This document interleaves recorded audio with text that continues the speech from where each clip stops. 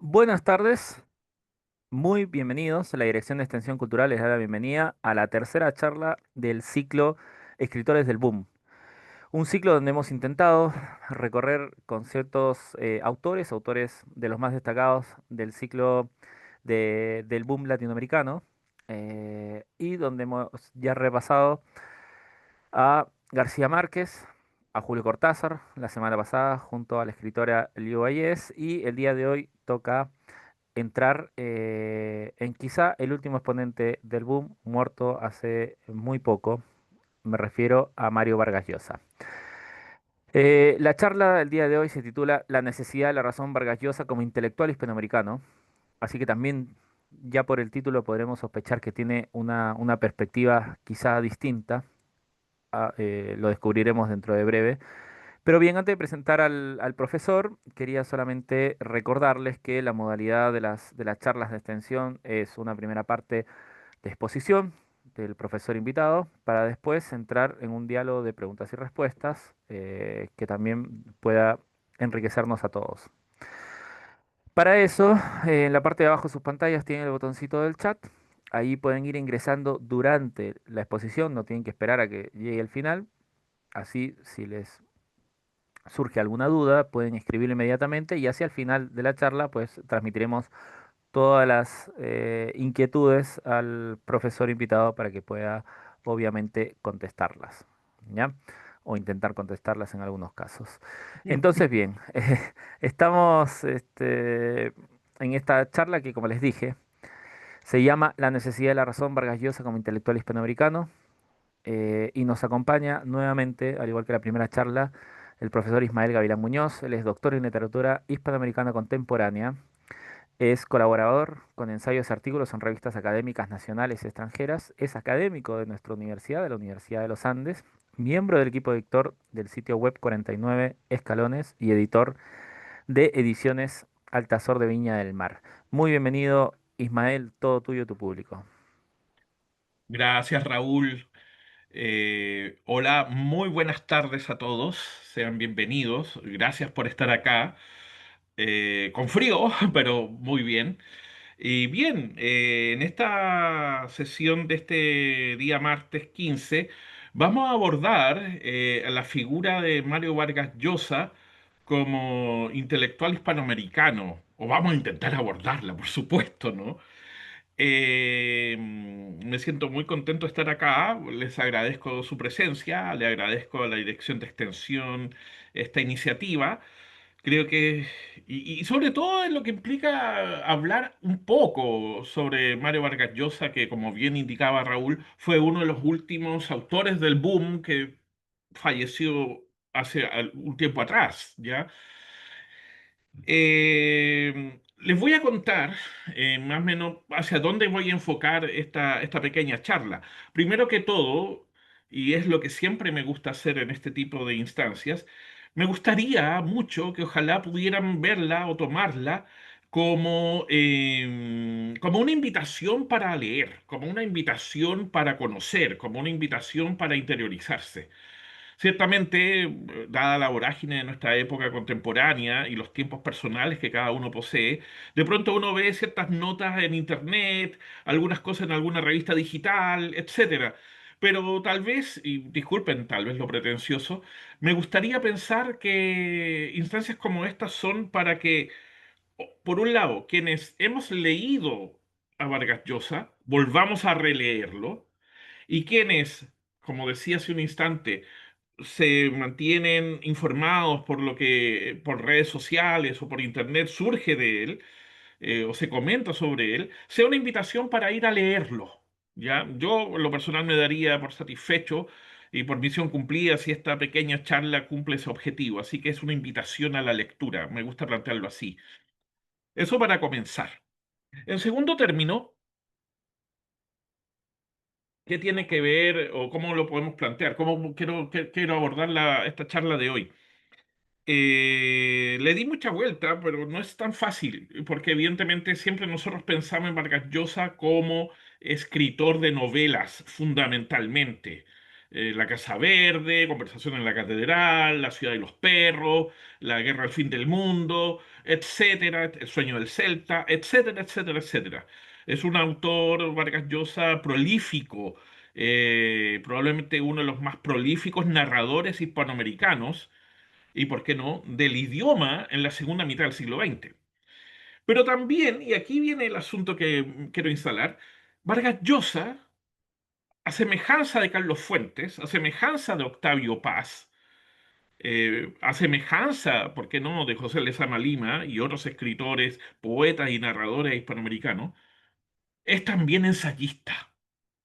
Y nos vamos a detener en esto un pequeño instante para poder comprender qué significa ser ensayista en Hispanoamérica, porque inmediatamente se nos viene a la mente lo siguiente: ser ensayista en Hispanoamérica es ser intelectual, es una manera de pensar, es una manera de imaginar, y en donde justamente un escritor como Mario Vargas Llosa aúna, justamente, es como una simbiosis casi inseparable, el que escribe, el escritor de novelas y el escritor de ensayos, ¿ya? Vamos a tratar de indagar qué significa eso. Y como dice el pomposo título de esta charla, evidentemente tratar de entregar algunos puntos de referencia, algunos puntos, algunos tips para que nos orientemos qué significa eso. ¿Ya? Mi propósito, como les digo, no es decir algo, por decirlo así, definitivo, sino más bien, como les decía al principio, una invitación a la lectura. Partamos entonces. Esta charla la que he querido organizar como en cuatro secciones. Primero, quiero referirme qué sentido tiene tratar de reflexionar un poco sobre el ensayo hispanoamericano como una forma de escribir y una forma de pensar. En segundo término, quiero referirme, bueno, ¿qué tiene que ver Vargas Llosa con el ensayo como una manera de pensar?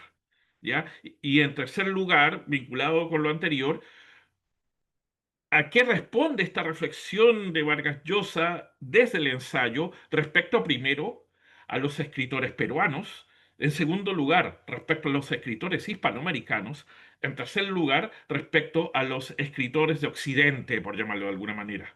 Para finalizar, justamente en una cuarta parte o cuarta sección, bueno, cómo situamos en una época contemporánea, fines del siglo XX, primer tercio del siglo XXI, a una figura como esta. Y sobre todo, pensando de que Vargas Llosa desborda la categoría del mero escritor. Es también, sin duda, obvio, es un novelista, un ensayista, un escritor, pero también un polemista, también alguien que, una figura, un intelectual público. Y vamos a darnos cuenta de que esa idea del intelectual público que opina desde su obra literaria para tratar de abordar la totalidad y reflexiona sobre situaciones culturales, cosas de política, temas de identidad, etcétera, etcétera, cosas que están dentro del debate contemporáneo de manera bullente, no es algo raro en Vargas Llosa, pero tampoco es raro dentro de la efigie de intelectual, de escritor, que Vargas Llosa se quiso forjar de sí mismo, no como un ente aislado, sino respecto a una ya, en mi modesta opinión, venerable y súper interesante tradición de escritores hispanoamericanos que vienen desde la independencia hasta acá, en los últimos 200 años. ¿Ya? Comencemos entonces. Esas son más o menos las perspectivas dentro de las cuales voy a tratar de situar esta reflexión. Para comenzar, y yo creo que esto es lo que daría para una sesión ad hoc, pero tengo que limitarme dado el tiempo.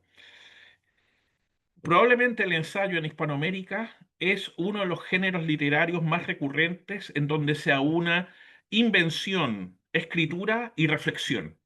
Y no es que en la novela o en la poesía, que son los dos otros géneros que tienen preponderancia en Hispanoamérica, eso no se dé. Obviamente que sí. Cualquier literatura que se precie sabrá que la reflexión en la novela o en la prosa ficcional, pero también en la poesía, es de suyo relevante y necesaria. Pero ¿cuál es la diferencia? La diferencia pareciera ser de que el estatuto del ensayo como género literario en Hispanoamérica es algo fundante. ¿A qué me refiero yo con esto?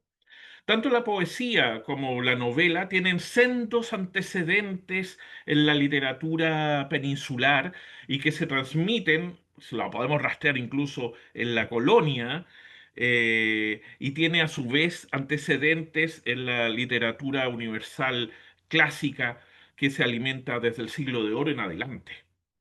El ensayo es un tipo de género que, si bien es cierto, hay algunos indicios a fines del siglo XVIII, en Hispanoamérica adquiere estatuto fundamental a partir del siglo XIX y específicamente a partir de las guerras de independencia y de todo el periodo que viene después durante todo el siglo XIX y todo el siglo XX.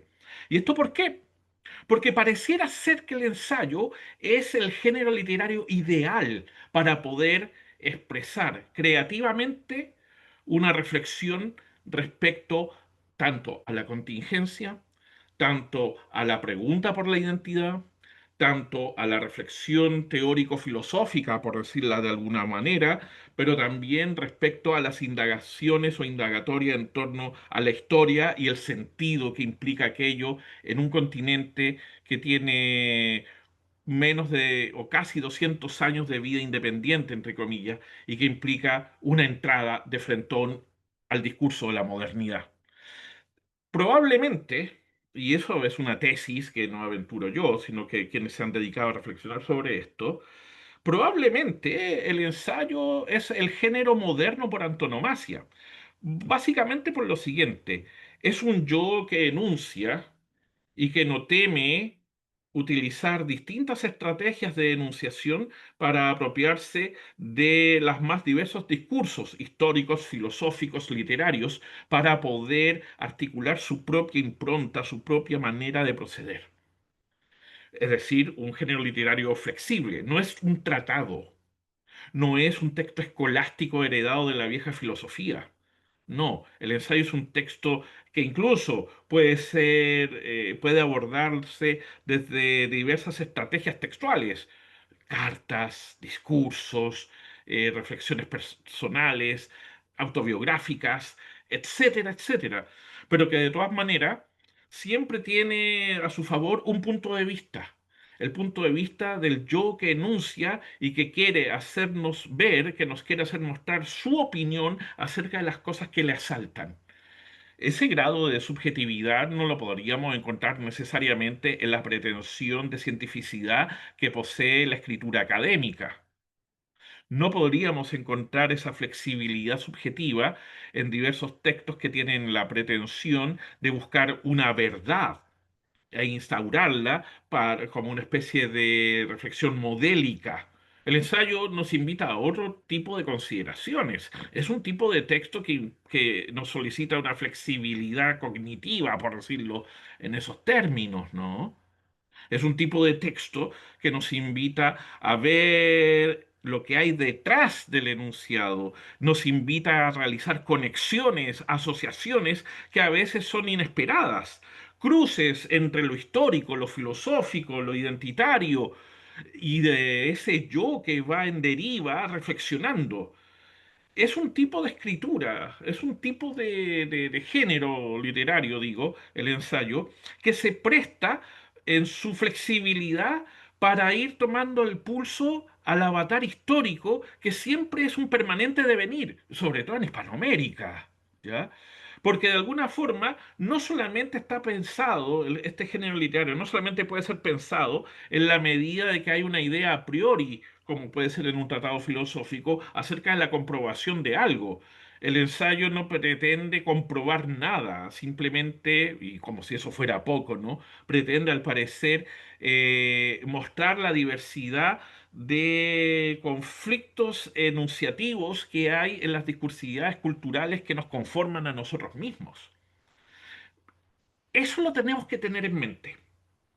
Eso, ese gesto camaleónico, por decirlo así, tenemos que tenerlo en mente para entender un género literario que ya desde el principio, desde 1810, por decir una fecha arbitraria, desde la Guerra de la Independencia, ha logrado un estatuto privilegiado para reflexionar. En algún momento, conversando con alguien que viene del mundo de la filosofía, en donde siempre ese debate siempre ha existido entre nosotros. Frente a la carencia de filosofía en el sentido formal en Hispanoamérica, el ensayo otorga una manera de pensar. Y desde ese punto de vista, el pensar que radica en la escritura ensayística, es un pensar que no necesariamente se condice con un pensar filosófico traído desde la tradición académica, por decirlo así, más tradicional. Es un debate súper interesante que no vamos a abordar acá. Simplemente lo enuncio, lo insinúo para que podamos comprender, bueno, dónde situamos a Vargas Llosa, ¿ya? Ahora bien, entonces podríamos resumir que el ensayo hispanoamericano es una forma de pensar, pero también es una forma de analizar y una forma de comprender. Es un tipo de texto que evidencia los problemas de nuestra modernidad, ¿ya? Porque de alguna manera, en el ensayo, en su práctica escritural, se puede evidenciar una serie de elementos que son intrínsecos de nuestra reflexión, llamémoslo así, teórica hispanoamericana, de nuestro pensamiento hispanoamericano. Por ejemplo, los enuncio así rápidamente.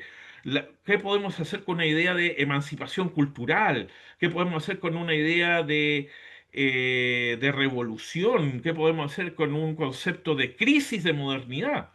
Si nosotros revisamos desde el siglo XIX y todo el siglo XX, podemos ver que a esos elementos habría que agregar la eterna pregunta sobre quiénes somos, de dónde venimos, qué hace que lo hispanoamericano sea hispanoamericano, etcétera, etcétera. ¿Ya?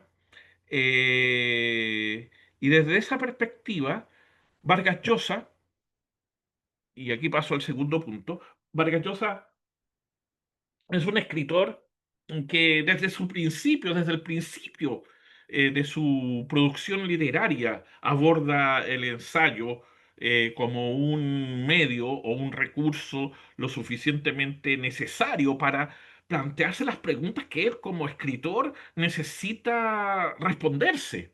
Porque aquí, y esto es lo interesante de Vargas Llosa, bueno, no solamente él, también sucede en Octavio Paz, también sucede en Lezama Lima, también sucede en Carlos Fuentes, etcétera, etcétera, etcétera. Eh, el ensayista no solamente tiene la pretensión de exponer de manera objetiva los problemas de su contexto sociocultural. No, no es solamente eso. Es también el intento de reflexionar que hace ese individuo, ese sujeto que se autonomina como escritor y que frente al desafío que implica reflexionar y pensar cómo se plantea con su obra literaria a los elementos, a los avatares que le asaltan, el ensayo es la mejor manera de responderse a sí mismo cómo es él, cómo se ve a sí mismo como escritor. ¿Y qué significa verse como escritor? Y aquí quiero ir sobre Vargas Llosa. Yo lo quiero plantear en el siguiente término. Vargas Llosa comienza a escribir en los años 50 perdón, en Perú.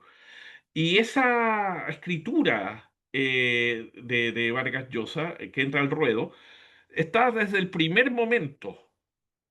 Su gran texto, que fue su tesis de licenciatura en la Universidad de San Marcos, que es su texto universitario sobre la obra y la vida de Rubén Darío.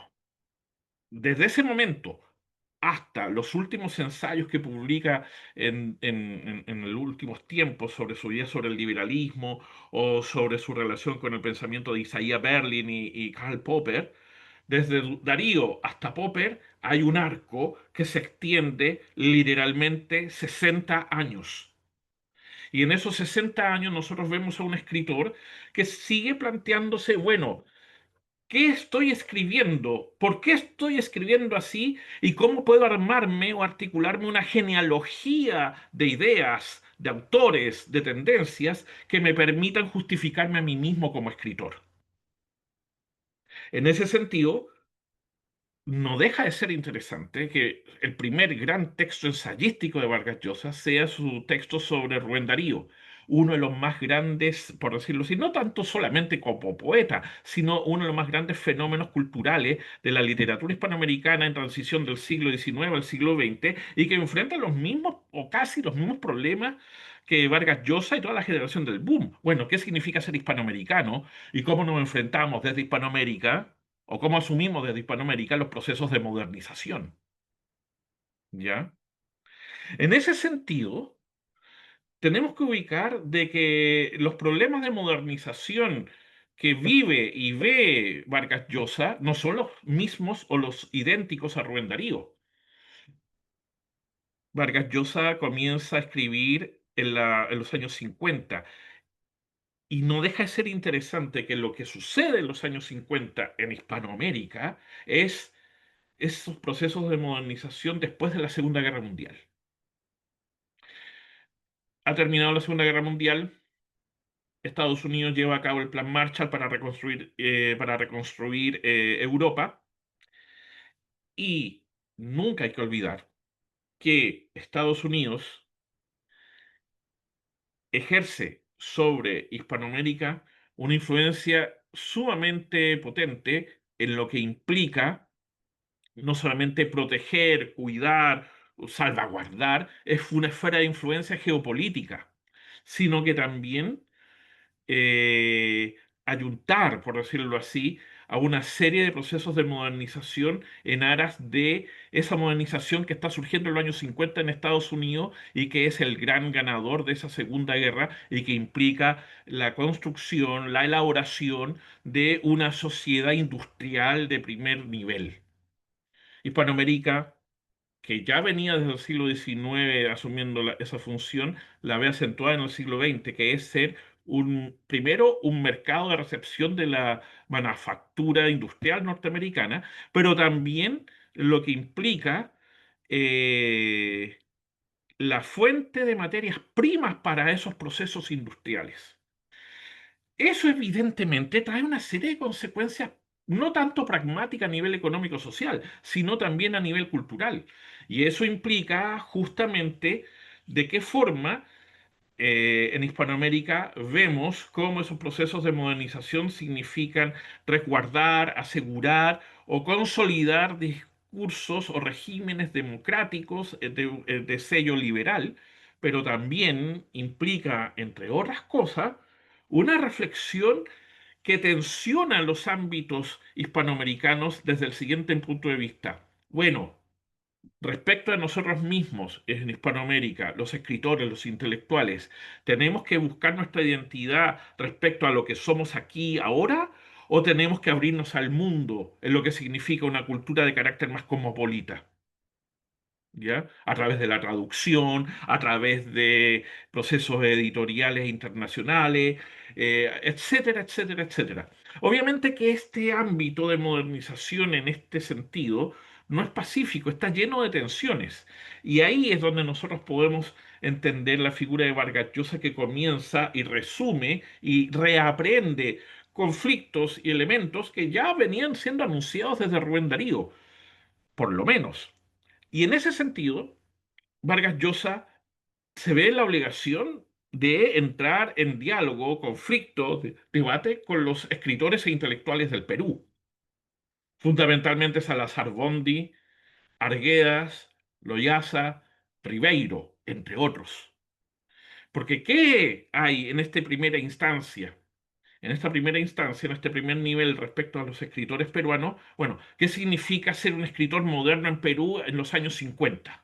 ¿Significa leer y traducir a Joyce? ¿Significa leer y traducir a Proust? ¿O como comienza a hacer Arguedas, significa, siguiendo la estela de Vallejo, significa aprender la tradición aborigen o de pueblos originarios representada esencialmente en una cultura andina?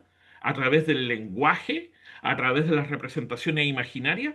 Y en ese sentido, ya en los años 50, Vargas Llosa empieza a plantear algo y que tiene un debate súper interesante que le va a tomar toda la vida, que no impide tampoco la amistad entre Arguedas y él respecto, bueno, ¿cuál es el sentido de escribir en castellano? Pensando justamente que Arguedas es uno de los más grandes escritores que alimenta su imaginario lingüístico utilizando las lenguas nativas peruanas de los indígenas del Perú, por ejemplo. Entonces ahí ya tenemos un primer momento. Vargas Llosa dice, bueno, si Loaiza, Ribeiro, Salazar Bondi viajan a Europa, yo viajo a Europa, me voy a hacer la Europa, como parafraseando a Enrique Lin, que también va a ser un contemporáneo de todos estos escritores. ¿Qué significa tener ahí la tensión con una tradición moderna en el Perú?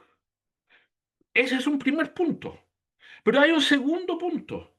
¿Cuál es porque estos son como círculos concéntricos que van creciendo dentro de la imaginación literaria y en la reflexión escritural, ensayística de Vargas Llosa? Ya. Una cosa es el Perú, pero ¿cómo salir de, entre comillas, el provincianismo, de lo local, del localismo peruano? Bueno, ahí está justamente el debate, el conflicto, el intercambio de impresiones que tiene Vargas Llosa con una serie de escritores e intelectuales hispanoamericanos a partir desde fines de los 50 y durante todos los años 60, ¿ya? Hasta principios de los 70, con Carlos Fuentes, con García Márquez, fundamentalmente.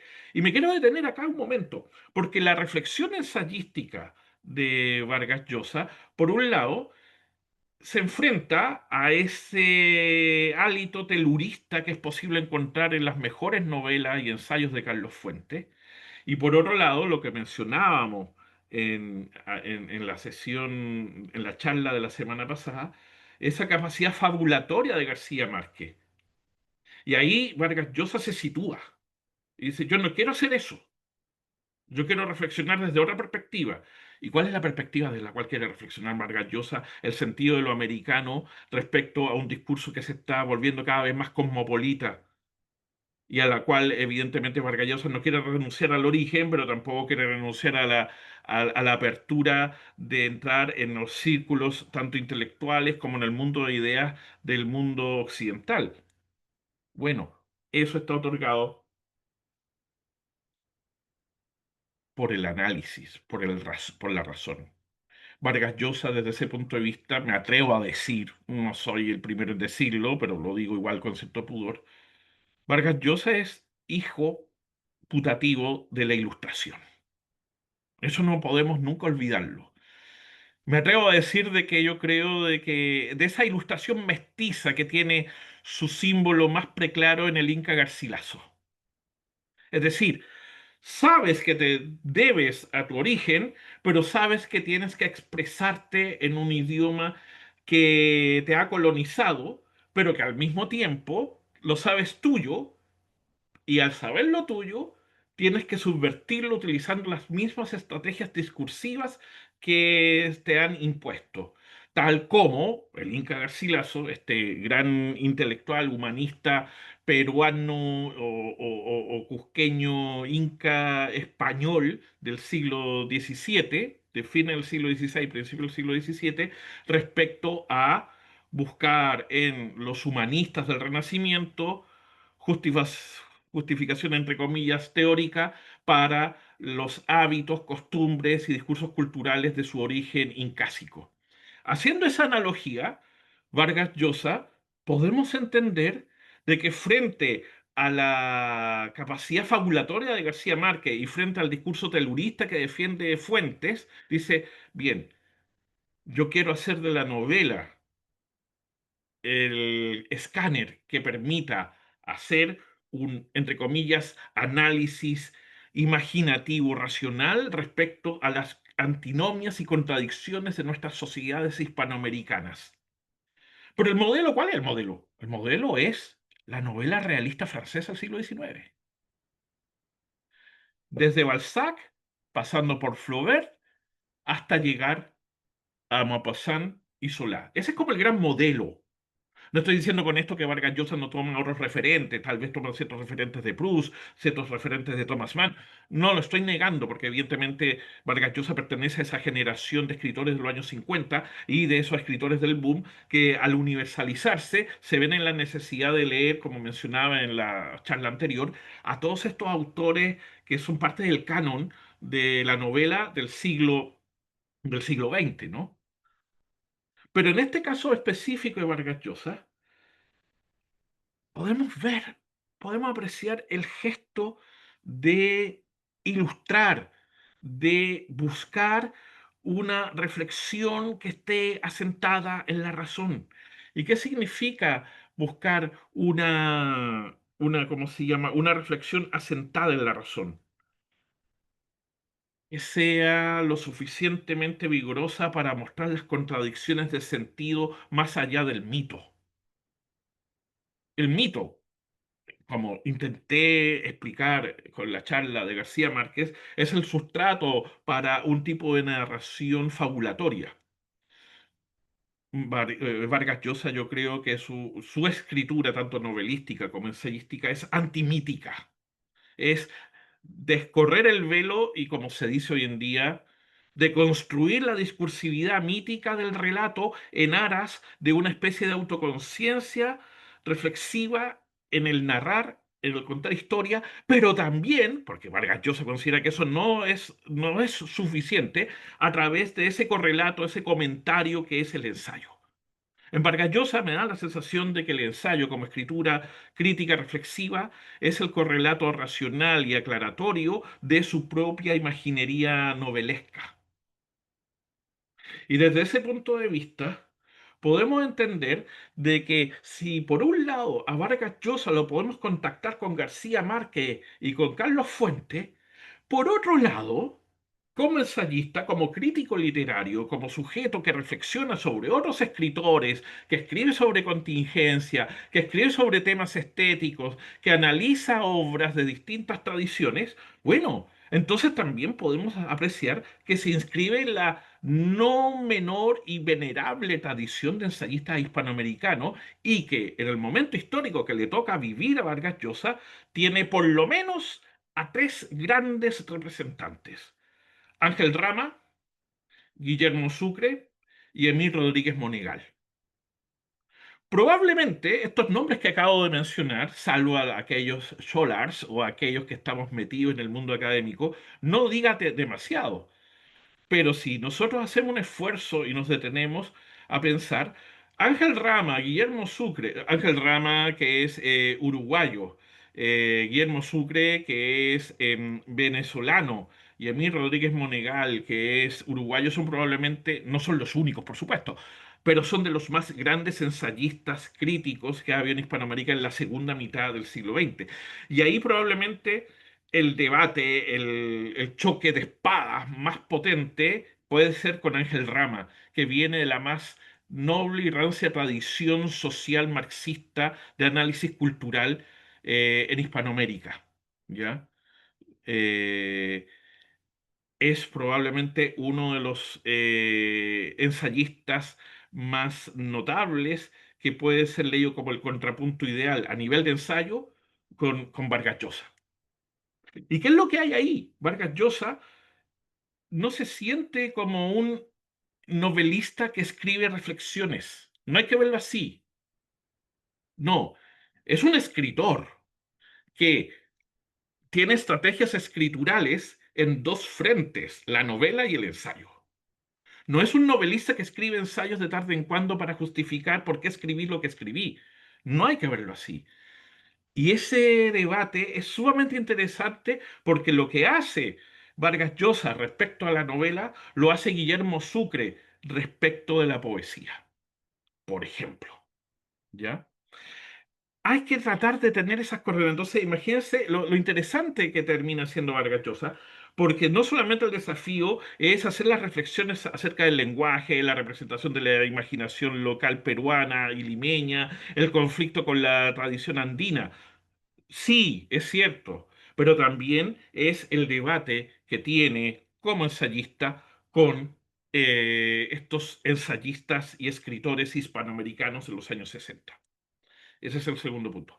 El tercer punto, ¿cuál va a ser la inflexión? La Revolución Cubana. Vargas Llosa, como buena parte de los escritores del boom, va a tener una relación conflictiva y muy estimulante con la Revolución Cubana. Porque de alguna manera no, nunca tenemos que olvidar que Vargas Llosa es muy probable que piensa la revolución cubana dentro de la estela de procesos revolucionarios que él da a entender, vienen desde la Revolución Francesa. Hay una estela en donde la Revolución Americana, la Revolución Francesa, la revolución de las guerras de independencia hispanoamericanas del siglo XIX, la serie de revoluciones que se dan tanto en el primer mundo como en Hispanoamérica, hasta llegar a la Revolución Mexicana, la Revolución Boliviana del 52, la Revolución Cubana del 59, son hilos, son etapas, son, ¿cómo decirlo así?, postas del mismo proceso de crisis de modernidad, ¿ya? Leerlo desde esa perspectiva. Ahora, el conflicto interesante es que a semejanza, y aquí de todas formas uno está pensando, o sea, uno tiende a imaginar este tipo de cosas, como Vargas Llosa probablemente es como podemos sacar una sonrisa, pero me gusta pensarlo así. Es como el Chateaubriand hispanoamericano. Totalmente a favor de la Revolución Francesa. ¿Recuerdan a Chateaubriand, el famoso René Chateaubriand, el famoso aristócrata, que igual que el conde de Montesquieu o que igual que el conde de Marivaux, están a favor de la Revolución Francesa? Pero no se dan cuenta de que ese entusiasmo que permite la toma del poder por parte de los jacobinos, ellos van a ser las primeras víctimas que van a caer o por exilio o por censura y van a tener que irse de Francia. Porque los fuegos que ayudaron a alimentar en nombre de la libertad van a terminar bajo la fantasmagoría del terror de Robespierre. Chateaubriand pertenece, al igual que Joseph de Maistre, que nunca debemos olvidar que Joseph de Maistre también es, junto con Junger, junto con Cioran, son esos extraños e interesantes escritores que tienen un pie en la revolución, se desencantan y se vuelven reaccionarios por sí mismos, por su propia impronta. Guardando las proporciones, nuestro boom hispanoamericano y la figura de Vargas Llosa están ahí. Igual que Lezama, igual que Octavio Paz, igual que Cortázar, igual que García Márquez, la esperanza y la desilusión de lo que implica un proceso revolucionario. Y el punto de inflexión va a ser el famoso, tan trillado y comentado caso Padilla del año 71, que es un antes y un después. Porque tal como le sucedió a Octavio Paz, Vargas Llosa se siente totalmente desilusionado de los procesos revolucionarios que implican en Hispanoamérica la los procesos políticos y de opresión política que se dan en Cuba en ese momento y que tienen su representación específica en el famoso caso Padilla, ¿ya? Un caso polémico que atraviesa toda Hispanoamérica y dividió al mundo intelectual y cultural hispanoamericano durante décadas, ¿no? Ahora bien, en ese momento, en los años 70, Vargas Llosa después de esta crítica y este distanciamiento que toma respecto a los ideales revolucionarios, tiene que enfrentarse, que es un proceso muy similar al que le pasa a Octavio Paz.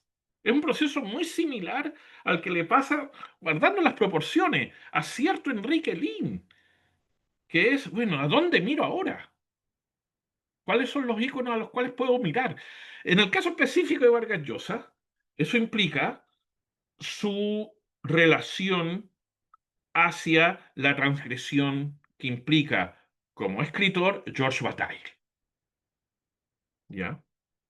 Vargas Llosa es probablemente suena extraño asociar a George Bataille, el autor del erotismo, el autor de novelas pornográficas, con Vargas Llosa. Es sumamente curioso. Ahí debe haber algún estudio que ahonde esa reflexión. Pero ¿qué es lo que interesa acá?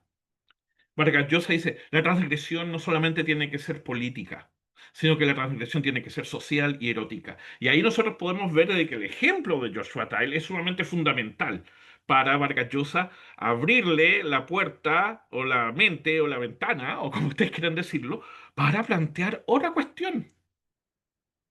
¿Cómo entendemos entonces el ejercicio de la libertad individual?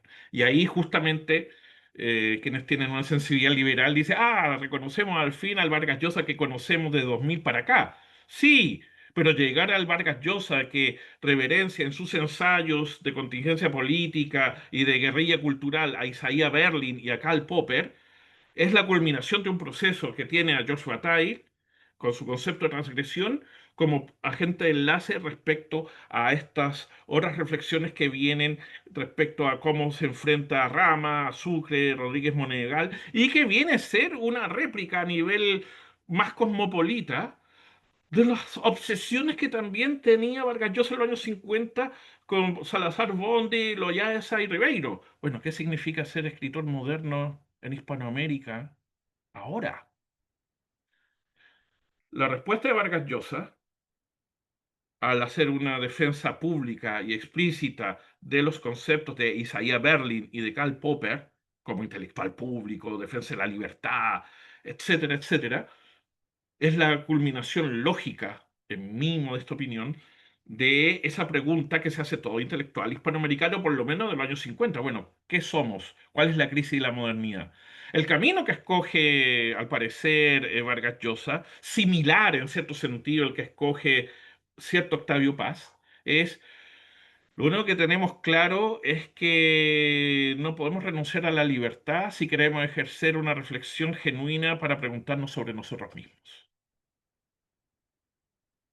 El tema es la libertad, ese concepto jabonoso, conflictivo, en donde por distintas tradiciones culturales confundimos libertad como libertad económica, pero evidentemente escritores como Vargas Llosa o escritores como Paz, el tema de la libertad va por otro lado también, libertad de expresión, libertad de conciencia, no tanto o solamente para cumplir, entre comillas, las premisas enseñadas por Isaiah Berlin o Karl Popper, que obviamente es como el pretexto teórico, como todo buen ensayista, que ocupa Vargas Llosa para articular su propia reflexión.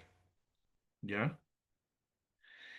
Entonces, desde ese punto de vista, nosotros podemos pensar, y con esto voy terminando, ya para dar pie a las preguntas que eventualmente emerjan,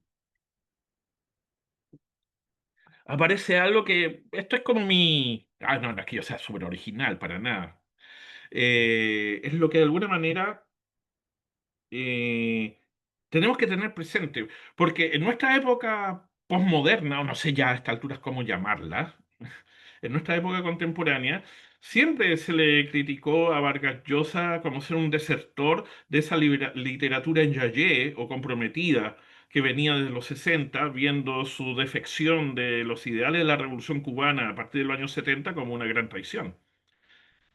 Es una manera de leerlo, sin duda, y habría que debatir qué significa eso.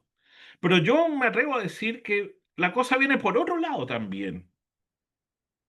Vargas Llosa eh, tendría que ser visto como ensayista, como ese tipo de escritor que ve en el compromiso una parte esencial del proceso social de escribir. Y en ese sentido, eso no es un invento de Sartre y no es un invento de los intelectuales de La Habana, ni tampoco de Sir Isaiah Berlin. No, eso es un invento que en nuestro mundo tenemos que verlo desde Andrés Bello y Simón Rodríguez. ¿Se entiende?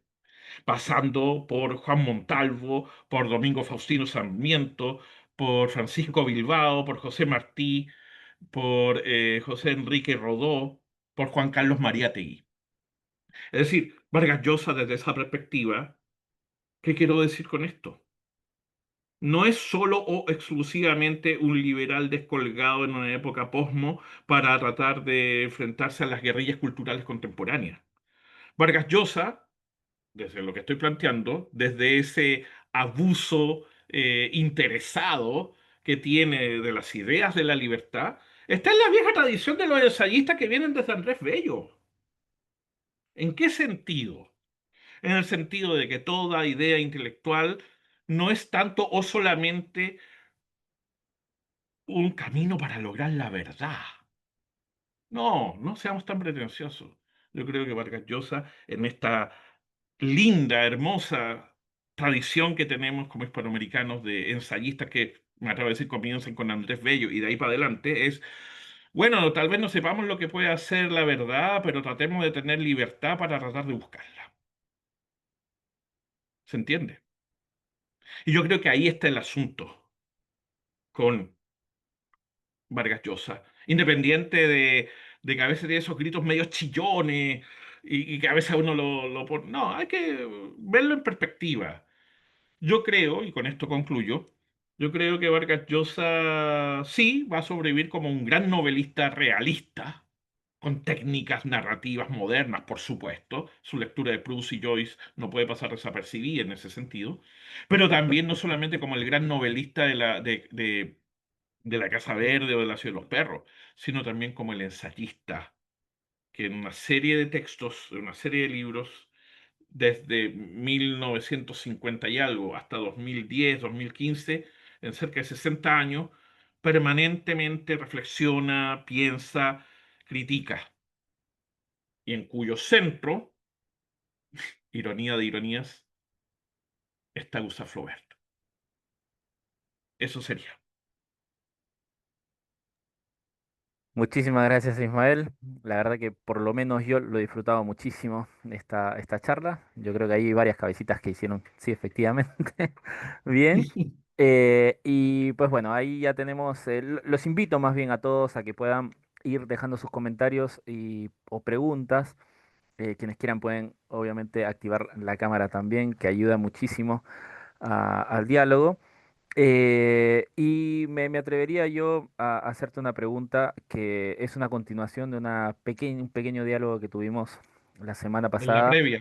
en la previa de Gabriel García Márquez, pero a ver si me sale un poquito más elaborada.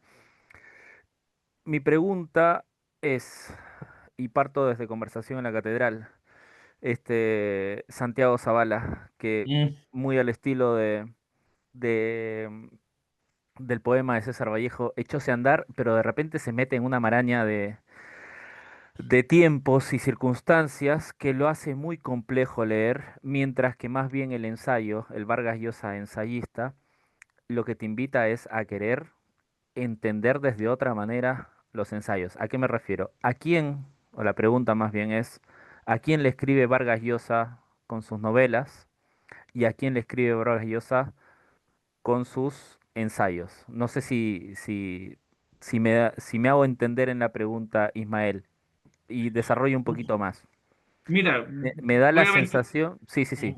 Sí, a ver, complicado, Raúl, pero sí, me pones en aprietos, muchacho. Pero bueno, diciéndole de manera, a ver, en síntesis, tal vez esté radicalmente equivocado, no lo sé, te improviso una respuesta.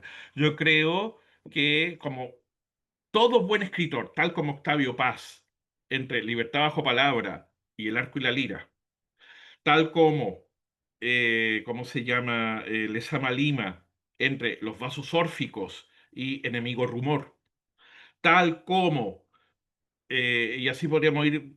Hay un correlato, hay un complemento entre la reflexión, no sé cómo decirlo, teórica, reflexiva, teórica, en prosa no ficcional, y la ficción misma que se alimenta.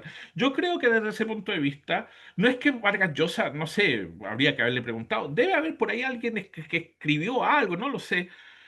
Yo creo que eh, las novelas de Vargas Llosa tienen el mismo, no sé si el mismo, pero vienen del mismo tronco reflexivo. Bueno, que la novela. Ensayo y novela. ¿Cuánto de ensayístico hay en la novelería de Vargas Llosa? ¿Cuánto de novelesco hay en el ensayo? No solo por cruce de temas, sino en el enfoque de mirar cómo se lee. ¿Y leer qué? Leer la realidad hispanoamericana. Leer el conflicto de la crisis de modernización que ha habido en nuestro continente, al menos lo que le tocó a vivir Vargas Llosa de los años 50 para adelante. Y si tú me preguntas qué tipo de lector, yo creo que ese tipo de lector bueno, hoy en día cuesta tratar de acordarse o imaginarse de eso, pero de ese que es el lector de Fuentes, que es el lector de Octavio Paz, que es el lector de revistas, de cuaderno hispanoamericano, que es el lector de Sur, que es lector de Vuelta, es decir, de ese lector. entre ilustrado, clase media, de estudios, autodidacta, no necesariamente universitario, pero que también es autodidacta y que tiene un hacer universal y que ha leído a Homero y que ha leído a Bartolomé de las Casas. ¿Me entiendes tú? Ese lector que tiene profesión liberal, que es puede ser un abogado, puede ser un médico, puede ser un burócrata estatal, ese representante de esa deliciosa fantasía social que en Hispanoamérica se llamó clase media entre los años 50 y los años 80. Me da esa sensación, aquel sujeto que lee periódico, aquel que está en el café, aquel que de alguna manera está interesado de ver las novedades del Fondo de Cultura Económica o está interesado en ver las últimas novedades de Losada, aquel que de alguna manera lee revistas de Occidente. Ese tipo, se me imagina que ese tipo de lector, que hoy en día está casi extinto, y que en nuestra época contemporánea tiene que hacer un esfuerzo imaginativo para tratar de representárselo. Bien, muchas gracias, Ismael. Tengo varias contrapreguntas, pero voy a darle paso a quienes van preguntando. Pues bien, a ver, Alicia Cerezuela pregunta, pues buenas tardes, ¿qué obra de Vargas Llosa considera más adecuada para introducir a las audiencias jóvenes a su literatura? Muy buena pregunta. Si me lo preguntan como profesor, en mi modesta opinión, comenzaría con el clásico, con La ciudad y los perros, ¿ya? De todas formas. Tal vez otro diría, bueno, los cuentos de los cachorros, los jefes, probablemente. Pero yo comenzaría por eso. Y a nivel ensayístico, La verdad de las mentiras, en la colección de ensayos sobre novelas. Eso propondría yo para introducirse a ese mundo. Bien, acá Claudio Echevarría va a temas poquito más cotidianos, diríamos. Bueno, hace dos preguntas en una, ¿no? Buenas tardes, excelente charla. Quería preguntar cuáles son las causas del boom. Algo comentaste tú la semana pasada, Ismael, en tu opinión. Y si se sabe, ¿por qué Vargas Llosa golpeó a García Márquez? Yo tengo una figura y Sí, es un ser humano que mata a su Dios. Y es la historia de un deicidio. sí, de Pero todas bueno. maneras. Bueno, a ver, brevísimo. Me voy a tener que repetir lo que dije la semana pasada. Probablemente el boom es un fenómeno editorial que tiene que ver con los procesos de modernización editorial que se dan en Hispanoamérica en los años 60. Nunca hay que olvidar de que justamente a ver, deja hacer memoria, desde poco antes de la Segunda Guerra Mundial, cuando ya Hispanoamérica se había ido más o menos recuperando el crack del 29, hay un gran auge editorial entre más o menos el 35 y el 36 y que llega hasta fines de la Segunda Guerra Mundial, principios de los años 50, cuando se fundan el Fondo de Cultura Económica, Losada, etcétera, distintas pero la crisis editorial que viene por la crisis sociopolítica de los distintos golpes de Estado y la crisis política que hay en Argentina, Colombia, Venezuela, guerras civiles, golpes de Estado, hace que de pronto el mercado editorial se tensione. Eso en primer término. Y en segundo término, nunca el circuito editorial hispanoamericano en esa época logró salir de sí mismo. Y desde esa perspectiva, muchos de los escritores del boom que viajaron a Europa en los años 50, o a París, o a Londres, o a Italia, o recorrieron Europa, se asentaron en Barcelona a fines de los 60, principios de los 70, y literalmente, la conquista del mundo occidental, es decir, los mercados editoriales europeos y anglosajones, se hizo vía Barcelona, no vía Buenos Aires o Ciudad de México. Fundamentalmente, en mi opinión, el estallido del boom es una especie de desplazamiento de oportunidades editoriales. Va por ahí, pienso yo. ¿Ya? Y sobre por qué Vargas Llosa le pegó a García Márquez, porque probablemente García Márquez trató de seducir a la esposa de Vargas Llosa, pero más allá del golpe que le dio, Vargas Llosa lo quiso matar, entre comillas, simbólicamente en ese ensayo de García Márquez, Historia de un Daicidio. Eso.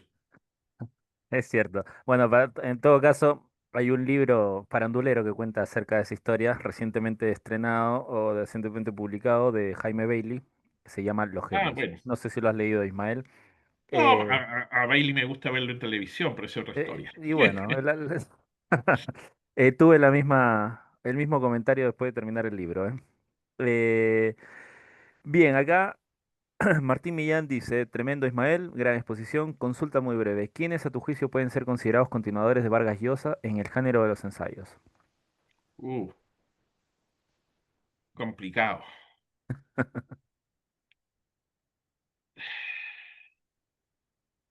complicado. Hay un autor colombiano que en este momento no lo recuerdo. Ay, me hacen una pregunta, necesito el dato bibliográfico. Ay, me gustaría apagar la cámara, ir a buscar el libro y responder. Ay, se me fue el nombre. Hay un autor que tiene un libro sumamente interesante que se publicó, creo que el 2021-2022. Eh, me dicen, anda a buscarlo. No sé, pues sería muy poco elegante si me levanto y voy a buscarlo. No, pero es un ensayista perdón, es un ensayista colombiano. Se me fue el nombre. Eh, Maldita memoria. Y que hace una historia fascinante y compleja de los movimientos revolucionarios hispanoamericanos del siglo XX. Y mezcla entre ficción, por qué los escritores hispanoamericanos eh, se rindieron a la, ¿cómo decirlo así? No, no, no es Gutiérrez. Se rindieron a la seducción del mito de la revolución. Y ahí hay una cuestión que es fundamental. Nunca debemos olvidar, pese a que le pese, de que no es Arciniega, que es un autor actual, contemporáneo, colombiano. Pese a que le pese, la literatura hispanoamericana y el rol social del escritor hispanoamericano se funda en las revoluciones de independencia. Un Simón Rodríguez, un Andrés Bello, o en el caso más chilense, un Camilo Enrique, tú no los puedes pensar como escritores que toman palco respecto a los procesos revolucionarios que están peleando por un lado San Martín, por otro lado, ¿cómo se llama? Ay, se me fue el nombre. Ay, se me fue el nombre. El prócer, Bolívar. No, no, no. Son tipos que están ahí. El caso clásico. Bello, que nosotros lo vemos como una persona recta, seria, llena de libros, agente revolucionario del gobierno de Bolívar en Londres, no para establecer contacto con los poetas románticos ingleses, sino para conseguir de parte del gobierno británico armas para la revolución que está haciendo Bolívar en tierra firme, el antiguo nombre del virreinato de Nueva Granada. Y de ahí para adelante, ¿ya? Es sumamente interesante eso. El pecado original de la literatura hispanoamericana es que nace de un proceso revolucionario, o de los procesos revolucionarios que se generan, se gestionan en la independencia. Esa es una tesis sumamente interesante, porque ahí te da a entender de que cuál es el rol público del intelectual en el debate de ideas que fomentan justamente la articulación de lo revolucionario. Carlos Granet, no me acuerdo. Hoy, bueno, eh, habría que buscarlo en otro momento. Disculpen mi mala memoria. Si hubiese sabido que me iban a esto demuestra que esto no está preparado, que esto no es, ¿cómo se llama? Pitanza. No sabía que me iban a preguntar sobre esto, porque si hubiese sabido habría tenido el libro acá al lado. Ese Bueno, en todo autor, caso, sí, ese autor Serrano no es, colombiano yo ¿no? creo que es uno de los mejores, entre comillas, herederos de esa manera sociopolítica cultural del ensayismo de Vargas Llosa. Bien, acá te ponen, María Eugenia dice Carlos Granés, ya le contestaste, creo, y Serrano tampoco es, ¿no? No, no, no, no. Bien, Ay, bueno, ya, pero bueno, pero ahí aparecerá. ya. Rodolfo Rojas pregunta, bueno, Mario Vargas Llosa tal vez no fue un argumento mítico, pero sí muy autobiográfico. tal como La ciudad de los perros, La tía Julia y El escribidor, y también social y político como En conversación en la catedral y La fiesta del chivo. Es una opinión. ¿Qué piensas tú Sí, de eso? de todas formas.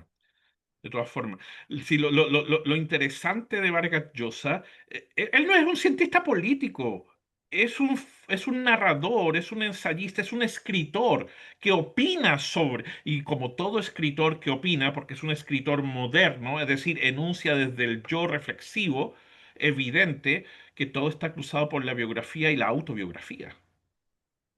Él no es un cientista político. Nunca hay que olvidar eso, ni tampoco es un crítico literario en el sentido tradicional del término. Y bueno, Ismael, ya llegando hacia el final de esta rica conversación, bueno, se terminó siendo un rico conversatorio también, Sí, ¿cierto? Y qué ganas de continuarlo. defenderse.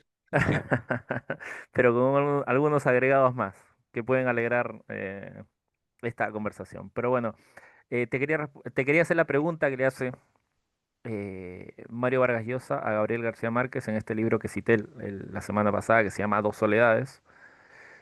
Y le dice, Gabriel, ¿para qué sirven los escritores? Ismael, después de haber visto a Gabriel y a Mario, en tu opinión, ya habiendo terminado su paso por este mundo, ¿para qué sirven los escritores? ¿Para qué sirvieron estos escritores? Bueno, de manera implícita está en lo que hemos comentado la semana pasada y ahora. Yo creo que García Márquez, entre comillas, sirve para invitarnos a fabular, a inventar, a imaginar, ¿ya? Nosotros, todos nosotros, cual más, cual menos, vivimos todos los días en una realidad social que a veces nos saca de quicio, ¿ya? Y García Márquez tal vez nos invita a fabular la posibilidad de estar en otro lado, de que las cosas pueden hacerse de otra manera, probablemente. Y Vargas Llosa, bueno, ¿para qué sirve el escrito? Bueno, para que justamente no solamente basta con fabular, también hay que pensar el asunto analíticamente.